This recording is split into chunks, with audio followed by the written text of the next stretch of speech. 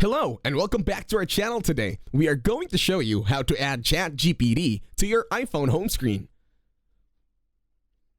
To start this tutorial, open your internet browser. On your internet browser, search for ChatGPT. And then hit enter. Once you're there, click on the first link that appears on the searches. Now tap on Try ChatGPT. Click on it. Now wait for the website to load.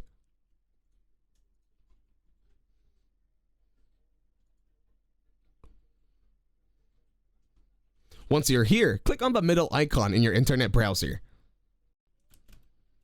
Once done tapping, swipe up, and then look for Add to Home Screen option. Now tap on it. Now just give it a title that this is ChatGPT. This could be now your shortcut for your iOS device.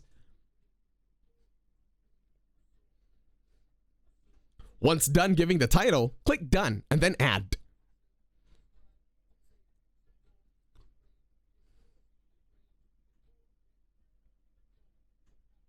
Once done clicking Add, you will see now a ChatGPT shortcut in your home screen.